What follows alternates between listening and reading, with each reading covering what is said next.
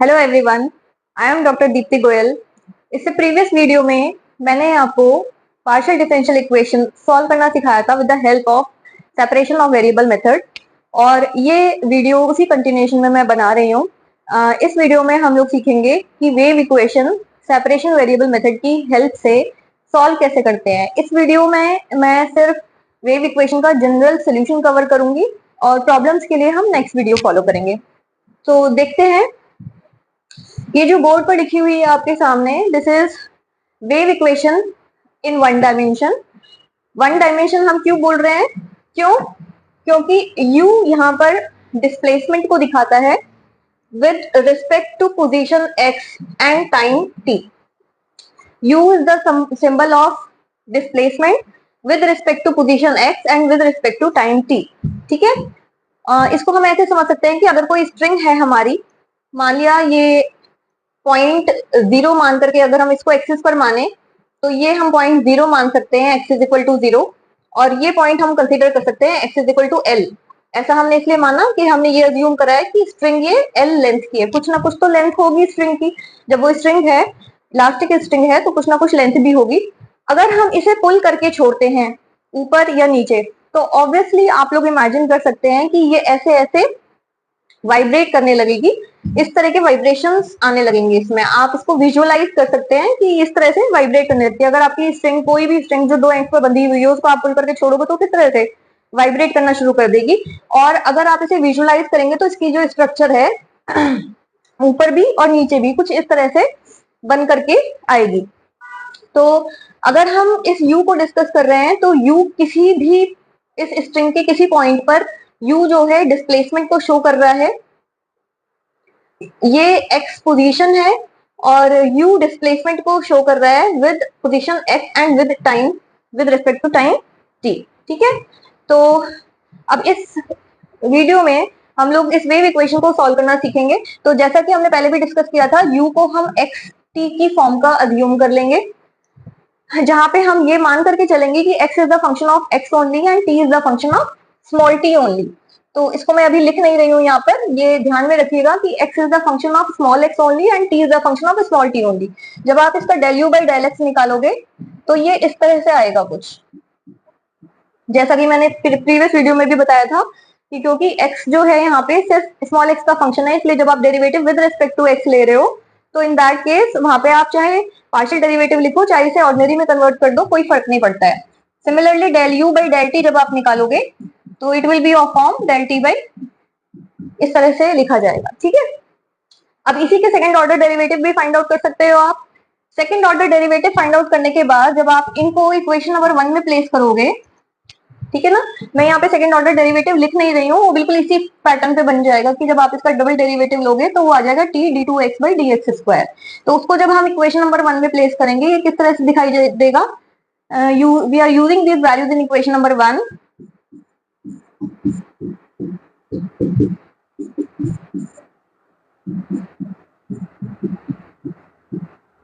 ठीक है, ये इस तरह से दिखाई देगा।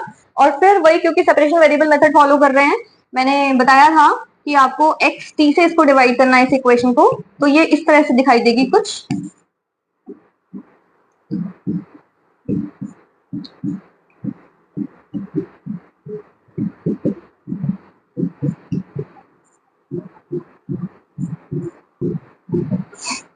आफ्टर दैट आपके देखिए यहाँ पर आते आते आपके वेरिएबल सेपरेट हो चुके हैं।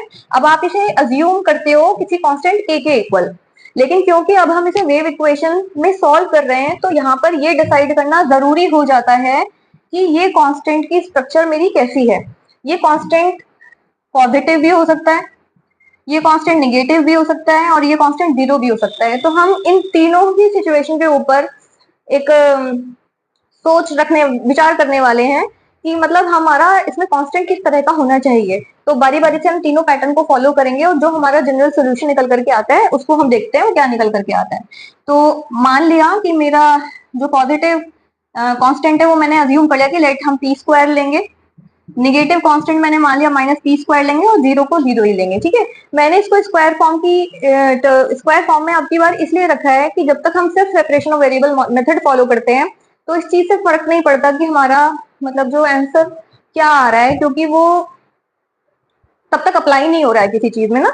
लेकिन जब हम वेव इक्वेशन की बात करते हैं तो यहाँ से तो हमारा क्वेश्चन शुरू होने वाला है, जनरल सॉल्यूशन से हमारा क्वेश्चन शुरू होता है। तो यहाँ पे हम कोशिश करते हैं कि हमारे जो रूट्स वगैरह आते हैं वो अवॉइड करें। इसलिए मैंने जो अपना कांस्टेंट लिया है वो स्क्वायर फॉर्म का ले लिया है कि कहीं पर स्क्वायर रूट आना होगा तो वो रूट फॉर्म में नहीं आएगा, नॉर्मल टर्म्स में आएगा। ठीक है, तो देखते हैं इनके ऊपर विचार अगर हम करें बारी बारी से। अगर मैं अज्यूम करके चल रही हूँ कि ये मेरी equation equal to this P square है, तो मेरा सोल्यूशन क्या निकल करके आता है, मैं यहाँ पर लिख रही हूँ। नेक्स्ट पेज ले रही हूँ मैं इसके लिए। देखिए जो मेरी इक्वेशन बन रही है यहाँ पे वो इस टाइप की बन रही है। ठीक है,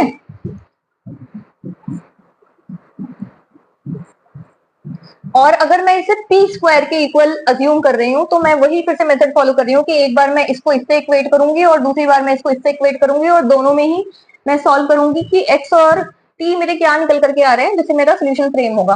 तो यहाँ से अगर मैं इसको टी वाली टर्म को पी स्क्वायर से इक्वेट करती हूँ तो रिजल्टेंट वैल्यू जो मेरी इक्वेशन बन रही है, डिफरेंशियल इक्वेशन, वो इस तरह की बन रही है। इस केस में जब मैं ऑक्सिलरी इक्वेशन बनाती हूँ तो वो ऐसी बनेगी और वैल्यू आएगी पीसी। तो जब मैं यहाँ से टी की वैल्यू जनरल सोल्यूशन लिखूंगी इसका तो वो लिखा जाएगा C1, क्योंकि ये simple real and equal unequal roots हैं, तो C1 e to the power P C T and C2 e to the power minus P C T type का जाएगा। ठीक है, सिमिलरली अगर मैं ये वाला पार्ट फॉलो करती हूँ पी स्क्वायर के साथ तो मेरी इक्वेशन जा रही है d2x by D x square.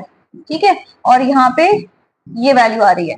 तो यहाँ से जब मैं ऑक्सिलरी इक्वेशन बनाती हूँ तो रिजल्ट क्या जाता है मेरा, प्लस माइनस पी जाता है। रूट जो आ रहा है इक्वेशन का वो प्लस माइनस पी जा रहा है, और जब रूट ये जा रहा है तो मेरी जो एक्स की वैल्यू आ रही है वो कितनी आ रही है, that is again equal sorry unequal and real roots वाला कॉन्सेप्ट जा रहा है। तो C3 e to the power P X और C4 e to the power minus P X type का जा रहा है।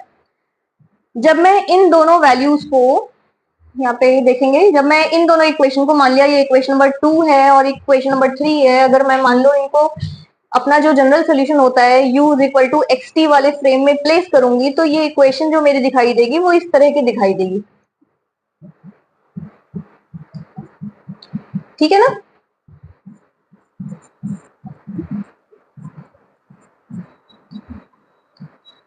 तो एक सॉल्यूशन मेरा ये बन करके आता है जब मैं अपनी इक्वेशन, अपना जो कांस्टेंट है, कांस्टेंट को पी स्क्वायर फॉर्म का मतलब पॉजिटिव फॉर्म का अज्यूम कर रही हूँ। तो इस रिजल्ट को अभी हम याद रखेंगे। इसी तरह से हम तीनों रिजल्ट निकालेंगे, जब हम कांस्टेंट को माइनस पी स्क्वायर लेंगे तब, और जब कांस्टेंट को हम 0 लेंगे तब। लेट्स सी, अगर मैं इसी कांस्टेंट को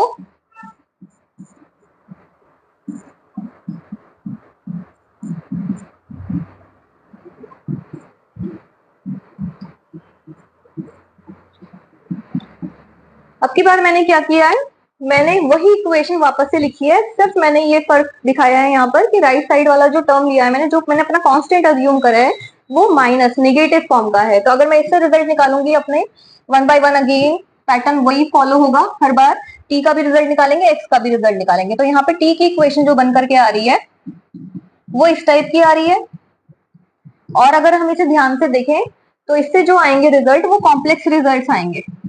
ठीक है, क्योंकि जब आप इसका स्क्वायर रूट लोगे तो वो प्लस माइनस इस टाइप का आएगा, है ना। और कॉम्प्लेक्स के रिजल्ट जब आप वैल्यू आंसर इसका टी का लिखोगे तो वो किस तरह से दिखाई देगा, C1 cos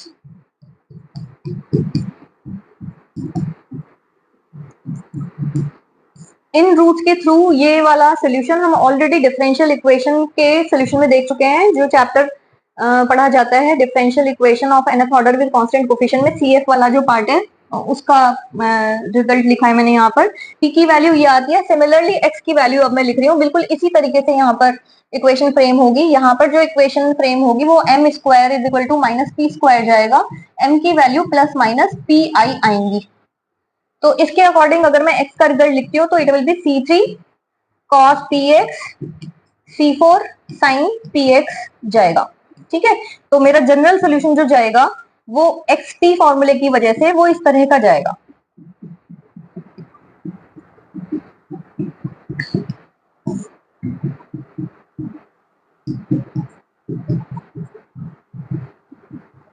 ठीक है, तो मान लिया जो मैंने प्रीवियस इक्वेशन ली थी, ये मैंने रिजल्ट जो निकाला था दैट वाज 4, और मान लिया हमने इसको अज्यूम कर लिया ये इक्वेशन नंबर 5 है। नाउ फिर से एक बार और कांस्टेंट लेकर के चल रहे हैं, अब की बार हम 0, क्योंकि हम इन तीनों ही केसेस के ऊपर एक बार सोच रहे हैं कि हमारा जो जनरल सोल्यूशन होता है वो क्या होना चाहिए वेव इक्वेशन के केस में। तो अगर हमारा कांस्टेंट 0 फॉर्म का है तब देखते हैं कि जनरल सोल्यूशन क्या बनता है। तो जब मैं इसको इससे इक्वेट करूंगी, दिख रहा है कि राइट साइड पे 0 जाएगा, एक सिंपल डिफरेंशियल इक्वेशन फॉर्म हो रही है सेकंड ऑर्डर की। तो इसका result simply t is equal to C1 plus C2 T type का जा रहा है। सिंपल एक डिफरेंशियल इक्वेशन बन रही है। ये डिफरेंशियल इक्वेशन सिंपली ऐसे बन जाएगी d2t बाई dt स्क्वायर, और इसका रिजल्ट निकालने के लिए हमें ज्यादा कुछ नहीं करना है, सिंपल इसको 2 बार इंटीग्रेट करना है, जो रिजल्ट ये आएगा। सिमिलरली x का जो रिजल्ट आ रहा है वहां पे it is C3 plus C4 x type का आ रहा है, और जब मैं जनरल सोल्यूशन लिख रही हूँ तो it will be of form,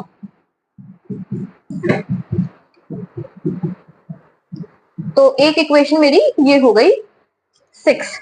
तो अब मेरे पास 3 सॉल्यूशन है। एक सॉल्यूशन जनरल सॉल्यूशन बन रहा है bye given by equation number 4, एक जनरल सॉल्यूशन बन रहा है गिवन बाय इक्वेशन नंबर 5, और एक जनरल सॉल्यूशन बन रहा है गिवन बाय इक्वेशन नंबर 6। अब मुझे ये डिसाइड करना है कि इसमें से कौन सा रिजल्ट लेकर के मुझे आगे चलना है। इन तीनों में से तीनों तो लिए नहीं जाएंगे, ऑब्वियसली तीनों में से एक लिया जाएगा। तो कौन सा बेस्ट सुटेबल है हमारी वेव इक्वेशन को सॉल्व करने के लिए। अगर हम इसके ऊपर अपना ओपिनियन रखते हैं, ये जो इक्वेशन नंबर 5 बन रही है, हम देख रहे हैं कि इसमें जितने भी फंक्शंस इंक्लूड हुए हैं वो फंक्शन सारे एक्सपोनेंशियल फॉर्म के हैं, और एक्सपोनेंशियल फंक्शन का जो नेचर होता है वो हमेशा बढ़ने की तरफ होता है। आपने इसका ग्राफ भी अगर आपके दिमाग में है तो आपने देखा होगा कि वो मतलब इंडिपेंडेंट वेरिएबल के साथ हमेशा बढ़ती हुई डायरेक्शन में इनफाइनाइट की तरफ चला जाता है। तो अगर हम इसको विजुअलाइज करें वेव इक्वेशन के फॉर्म में, तो क्या हम ये कहेंगे कि टाइम बढ़ने के साथ जैसे जैसे टाइम बढ़ेगा वाइब्रेशंस बढ़ते चले जाएंगे? क्या ऐसा होता है इन रियलिटी कि अगर हमने किसी स्ट्रिंग को पुल करके छोड़ा है तो टाइम के साथ वाइब्रेशन कभी खत्म ही नहीं होते, बढ़ते चले जाते हैं, इनफाइनाइट हो जाते हैं? नहीं ना। तो ऐसा नहीं होता, क्योंकि हमेशा ऐसा होता है कि स्ट्रिंग को कुछ देर के लिए पुल करके छोड़ा, थोड़ी देर बाद वो अपने आप स्टॉप हो जाती है। तो ये जो जनरल सोल्यूशन है हमारी वेव इक्वेशन के साथ, फिजिकल फिनोमेना के साथ फिट नहीं बैठता, इसीलिए ये यहाँ पे रिजेक्ट होता है। Now we talk about this. इस इक्वेशन में हमारे मैक्सिमम जो है, आपने देखे ना पीरियोडिक फंक्शन आए हुए हैं, sine and cos are periodic function. Periodic function का नेचर ये होता है कि वो कुछ टाइम तक, कुछ एक लिमिटेड टाइम के लिए चलते हैं और फिर वो स्टॉप हो जाते हैं।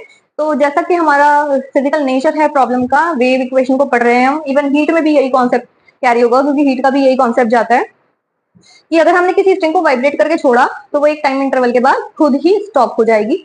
जब हमें दोबारा इसको वो करना है तो उसको दोबारा एनर्जी देनी पड़ेगी हमें। तो ये बेस्ट सुटेबल रिजल्ट है हमारा। और थर्ड के ऊपर भी बात कर लेते हैं। अगर हम इसके ऊपर बात करते हैं तो यहाँ पर भी ये यही शो कर रहा है कि जैसे मतलब कांस्टेंट रिजल्ट को दिखा रहा है कि टाइम कांस्टेंट है तो स्ट्रिंग का वाइब्रेशन कांस्टेंट रहेगा, ऐसा नहीं होता है। तो अगर हम इन तीनों के ऊपर बात करें तो तीनों में बेस्ट सुटेबल रिजल्ट हमारा सेकंड वाला ही है, तो वो हमारा वेव इक्वेशन का जनरल सोल्यूशन बनता है।